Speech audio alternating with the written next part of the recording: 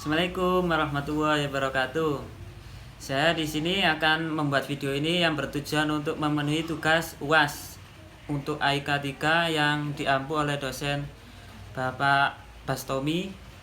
Lalu perkenalkan, nama saya adalah Aji Ilham Al-Ayubi, NIM 2018-073. Lalu untuk kelasnya Mutawasitin A. Saya di sini akan menerangkan tentang zakat, infak, sodakoh dalam Muhammadiyah. Yang pertama, pengertian dari sodakoh. Sodakoh sendiri mempunyai pengertian adalah hak bagian dari Allah Subhanahu wa Ta'ala yang diberikan oleh manusia untuk dibagikan kepada orang-orang yang kurang mampu ataupun orang-orang miskin. Lalu untuk infak sendiri adalah harta yang dibelanjakan di jalan Allah. Infak sendiri itu mempunyai dua hukum. Yang pertama itu hukumnya wajib apabila sifatnya itu kayak zakat, kafarot, nazar, dan lain-lain. Lalu yang kedua sifatnya sunnah. Infak sendiri itu memiliki hukumnya sunnah apabila seperti kayak kita infak kepada orang-orang yang kurang mampu, infak kepada orang-orang yang kena musibah atau yang lainnya. Lalu untuk sedekah sendiri memiliki pengertian yang hampir sama antara zakat dan infak sendiri.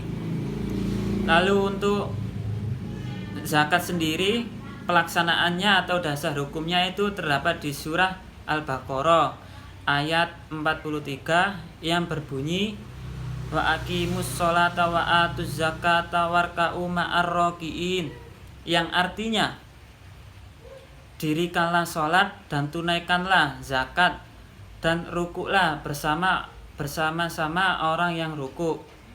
Setelah kita membahas dari dasar hukum dari pelaksanaan zakat itu sendiri, kita akan membahas tentang hukumnya. Jadi hukum dari zakat ini adalah wajib ain, di mana wajib ain ini tidak bisa dilimpahkan kepada orang lain, seperti halnya kayak kita disuruh untuk sholat, maka itu tidak bisa diwakilkan atau dialihkan kepada orang lain.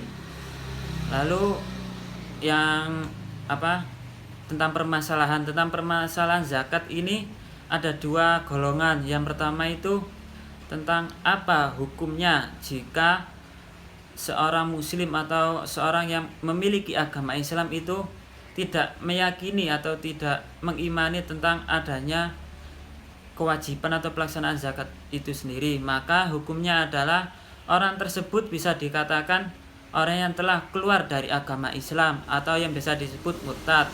Lalu permasalahan yang kedua yaitu tentang pelaksanaan zakat adalah ia mengimani zakat tersebut tetapi dia tidak melaksanakannya, maka hukumnya itu hanya berdosa. Lalu yang kedua, barang-barang yang harus dizakati. Yang pertama emas dan perak. Lalu yang kedua hasil dari tanaman dan buah-buahan. Lalu yang ketiga hasil dari usaha yang kita miliki, seperti kayak usaha pertokoan ataupun minimarket ataupun yang lainnya. Lalu yang terakhir yaitu hasil dari perut bumi atau yang biasa disebut hasil tambang, maka tersebut harus dizakati setiap tahunnya.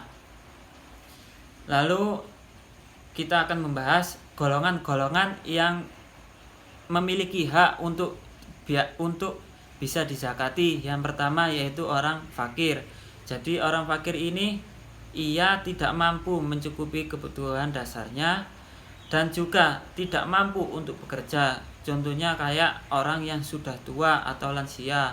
Lalu yang kedua, orang yang miskin, ia tidak mampu mencukupi kebutuhan dasarnya.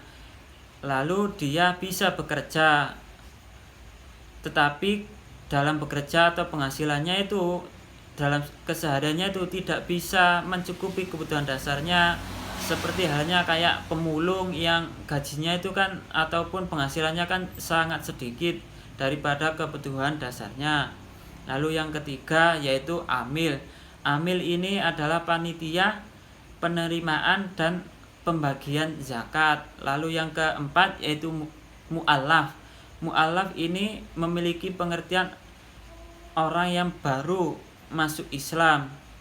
Lalu yang kelima ini sabilillah, yang memiliki arti orang yang memperjuangkan agama Allah, seperti untuk zaman saat ini seperti halnya kayak para ulama, para ustadz dan lain-lain.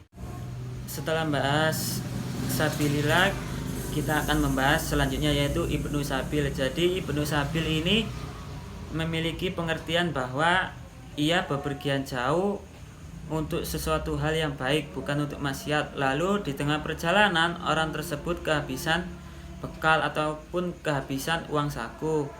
Lalu yang ke-7 yaitu Gharim. Gharim ini memiliki pengertian bahwa ia memiliki atau terlilit hutang yang sangat banyak. Lalu ia tidak mampu untuk melunasi hutang-hutangnya tersebut kecuali ada bantuan dari orang lain. Lalu yang ke-8 atau yang terakhir yaitu Raqib, yaitu kepentingan untuk memerdekakan budak. Lalu keutamaan dari pelaksanaan zakat, infak, sedekah. Yang pertama, ia termasuk mukmin yang beruntung jika melakukan ketiga hal tersebut. Lalu yang kedua, jika ada seorang muslim yang melaksanakan sedekah, maka Allah berjanji akan melipat gandakan rezekinya. Lalu yang ketiga, jika ada seorang muslim menginfakkan hartanya, maka ia termasuk orang yang bertakwa kepada Allah Subhanahu wa taala. Lalu yang keempat yaitu jika ada seorang muslim melaksanakan zakat, maka ia berarti menyucikan hartanya. Lalu untuk tujuan dari zakat, infak, dan sedekah ini adalah untuk menyetarakan atau agar harta yang dimiliki orang kaya itu tidak hanya beredar di orang-orang kaya tersebut. Maka dari itu, dengan adanya zakat, infak, dan sedekah ini agar merata. Jadi tidak ada kata yang kaya semakin kaya, yang miskin semakin miskin. Lalu hikmah dari adanya zakat, infak, dan sedekah ini adalah menjauhkan sifat kikir dan sombong dari kita. Lalu juga menyucikan harta kita dari hak-hak yang dimiliki atau hak-hak harta orang lain yang kita miliki, agar tidak bercampur dengan harta yang kita miliki. Untuk pembahasan yang terakhir yaitu tentang wujud konsistensi zakat, infak, dan sedekah di dalam Muhammadiyah, yaitu dengan dibentuknya lazismu.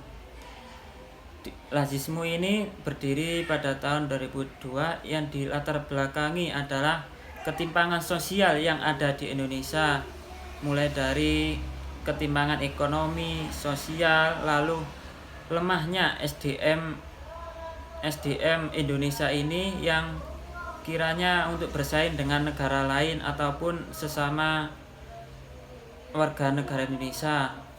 Lalu yang kedua dilatar belakangi adalah dengan adanya lazismu ini harapannya bisa menyetarakan keadaan ekonomi dan sosial, dan juga memperbaiki pendidikan kita yang kiranya ini masih sangat jauh dari kata baik, dimana masih ada kata yang pintar makin pintar, yang bodoh makin bodoh. Lalu untuk program dari lazismu ini adalah pemberdayaan ekonomi masyarakat. Lalu yang kedua, pemberdayaan pertanian dan peternakan. Lalu yang terakhir tentang pengembangan pendidikan ataupun pengembangan sumber daya manusia. Sekian dari saya. Mohon maaf apabila ada kata yang masih kurang jelas ataupun kata yang kurang tepat. Mohon maaf. Wassalamualaikum warahmatullahi wabarakatuh.